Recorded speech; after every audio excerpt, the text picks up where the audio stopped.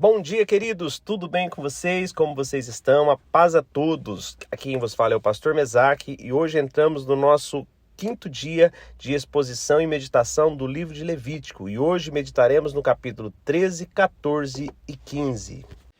Antes de começarmos, eu quero orar com você. Pai querido e Pai amado, estamos mais uma vez em Tua presença, eu e os meus irmãos em devocional com o Senhor. Nós queremos nos apresentar a Ti com ações de graça, agradecendo, louvando ao Senhor por tudo que o Senhor tem feito a nós, pela Tua graça, pelo Teu amor e o Teu cuidado. Pai querido, nós estamos aqui confiantes, ó Pai, porque temos caminhado conhecendo a Tua palavra e temos certeza que o Senhor está fazendo algo em nós e através de nós. O Senhor está construindo em nós, ó Pai. Eu peço ao Senhor que venha abrir, ó Pai, o nosso entendimento para a Tua palavra, o nosso entendimento para aquilo que o Senhor tem se manifestado nesses dias em nossas vidas. Que possamos crescer na graça e no conhecimento. Que esse conhecimento, ó Pai, venha trazer em nós uma visão daquilo que precisa ser transformado em nossas vidas. Por isso, Pai querido, abra o nosso coração, abra o nosso entendimento, o Espírito Santo nos convença, nos leve ao arrependimento de coisas que precisam ser arrependidas, nos leva, Senhor, ao clamor de situações que precisa que clamemos diante de Ti, mas que a Tua palavra possa gerar em nós, ó Pai, gerar algo em nós que venha mudar as nossas vidas, que venha transformar as nossas vidas, por mais tempo que faça que servimos a Ti, a Tua palavra se renova a cada manhã e neste renovo ela venha trazer renovo para as nossas vidas. Nós Te louvamos e Te agradecemos nesta manhã, Pai. Eu louvo a Ti por cada irmão, por cada família representada pelos irmãos que estão no grupo, que a Tua graça venha alcançar a cada um, venha trazer refrigério, que venha trazer, ó Pai, uma alegria da salvação na vida dos Teus filhos. É assim que nós oramos e Te agradecemos nesta manhã, em nome de Jesus. O capítulo 13 do livro de Levítico trata das leis sobre as doenças de pele, que eram consideradas sinais de impureza ritual. Neste capítulo encontramos as instruções detalhadas para o diagnóstico e o tratamento dessas doenças, bem como as consequências para as pessoas e os objetos afetados por elas. Uma exposição profunda deste capítulo requer uma análise cuidadosa de seu contexto histórico, cultural e teológico, bem como de suas implicações práticas e espirituais.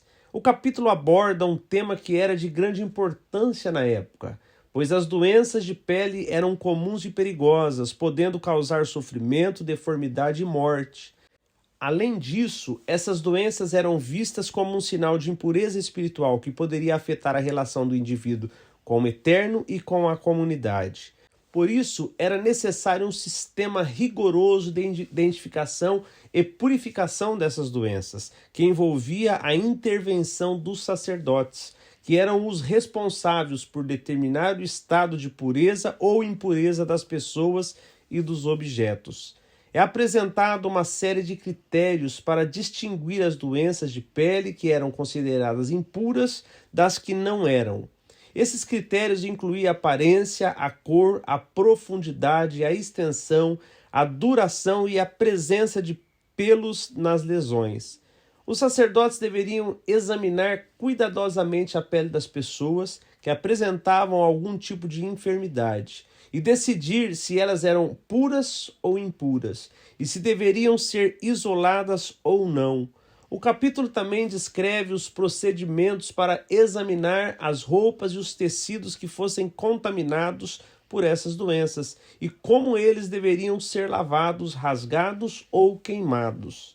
Também estabelece as regras para a purificação das pessoas que fossem curadas das doenças de pele. Essas regras incluíam a oferta de sacrifícios, a raspagem de pelos, a lavagem de roupas e do corpo e a aspersão de água sobre a pessoa. Esses ritos simbolizavam a restauração da pureza, da saúde e da comunhão com o Eterno e com o povo. O capítulo revela a atenção e o cuidado que o Eterno tinha com as pessoas que sofriam de doenças de pele e como ele provia meios para a sua cura e purificação. Este capítulo também nos ensina sobre a importância de respeitar a dignidade e a integridade das pessoas, de buscar a pureza e a santidade em nossa relação com o Eterno e com os outros, e de confiar na graça e na misericórdia do Eterno, que nos purifica de toda impureza.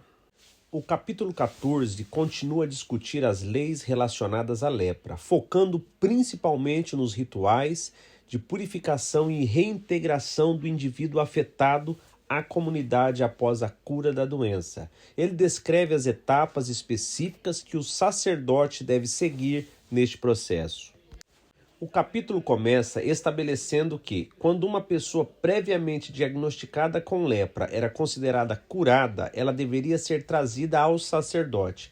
O sacerdote saía do acampamento e examinava cuidadosamente o indivíduo para determinar se a lepra havia desaparecido. Para isso, ele examinava as feridas recentemente curadas, verificava se a pele estava limpa e se o cabelo havia crescido normalmente.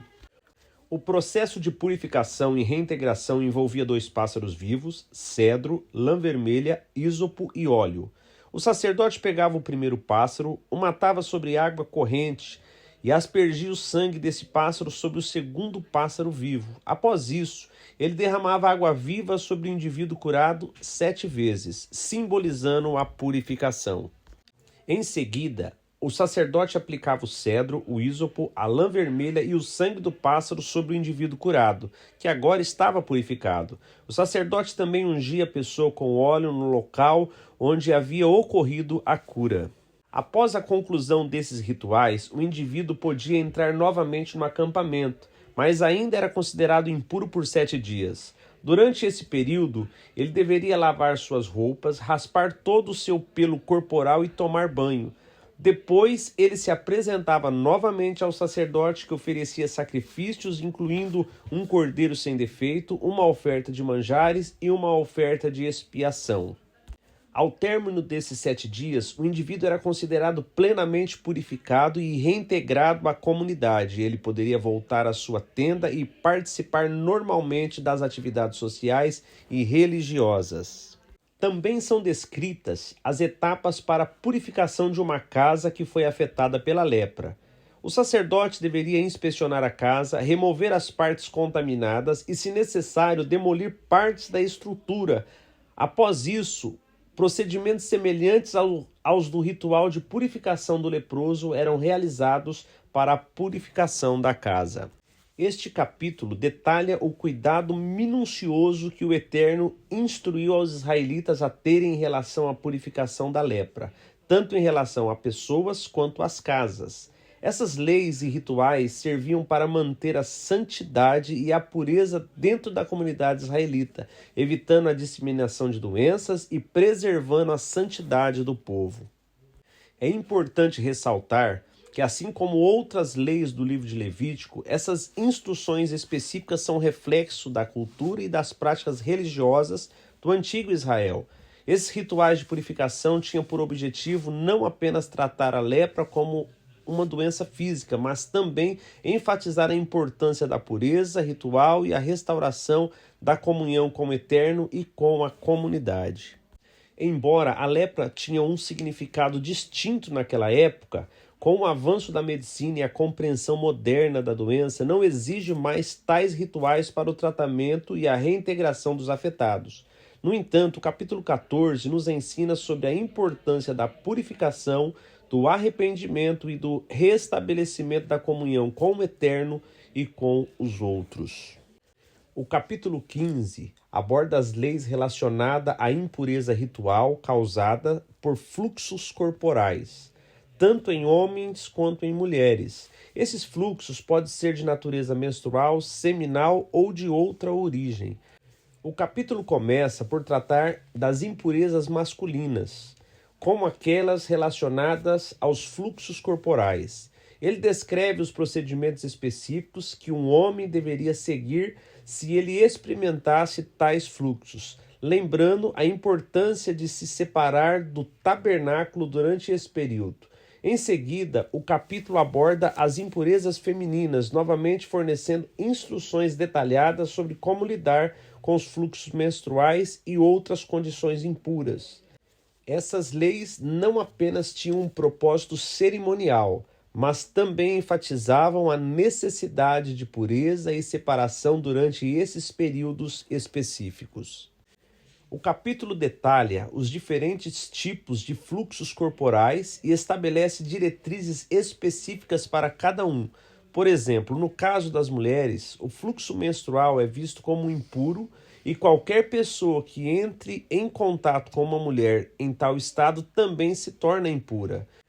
O texto também aborda questões como o tempo de duração da impureza após o término do fluxo e as medidas ritualísticas para realizar a purificação. Além disso, o capítulo estabelece restrições para a intimidade sexual enquanto uma pessoa está impura devido a um fluxo corporal. Isto inclui tanto o homem quanto a mulher, enfatizando a importância de manter a santidade e a pureza durante esses períodos cerimoniais. É importante entender que essas leis faziam parte de um contexto cultural e religioso específico do antigo Israel. Elas tinham como objetivo ensinar aos israelitas sobre a importância da pureza ritual e da separação quando confrontados com situações de fluxos corporais. Além disso, o capítulo apresenta a importância de rituais de purificação, demonstrando a preocupação do Eterno com a limpeza espiritual e moral do seu povo. À primeira vista, esses regulamentos podem parecer distantes de nossa realidade moderna, mas eles nos lembram da necessidade de buscar a pureza espiritual em nossas próprias vidas e de manter uma relação santa com o Eterno. Queridos, e finalizamos mais um dia de meditação e exposição da palavra do Senhor. Queridos, nesses textos que temos lido do livro de Levítico, eu não sei se você percebeu, mas fala muito sobre rituais de purificação. Tem também o sacrifício, o holocausto para expiação do pecado e os rituais para a purificação. Então nós vemos uma distinção no tratado do que era pecado e no tratado do que era purificação. E não é diferente para nós hoje. Uma coisa é quando nós temos um pecado, nós cometemos pecados e vamos até Deus com arrependimento através do sangue de Cristo e nós somos perdoados. Tiago fala para nós confessarmos as nossas culpas uns aos outros para sermos curados. É uma outra etapa. O Senhor perdoa o pecado quando nós confessamos uns aos outros, pedimos ajudas, conselho, procuramos o pastor, e podemos compartilhar momentos que estamos passando, dificuldades, nós recebemos cura nesta comunhão. Mas quando se fala de purificação, é quando nós temos contato com a palavra, quando nós abrimos a internet, redes sociais, quando nós olhamos à nossa volta, aquilo que nós ouvimos, são tantas fontes de contaminação que nós temos nos dias atuais. E quando nós olhamos para essas leis de purificação, nós entendemos também que nós precisamos de purificação em nossas vidas. Às vezes você fala, mas eu não cometi nenhum pecado em abrir a minha rede social. Mas são tantas barbaridades que nós vimos, que passa diante dos nossos olhos e ouvimos, que acaba contaminando as nossas vidas. Então é necessário que nós sejamos purificados.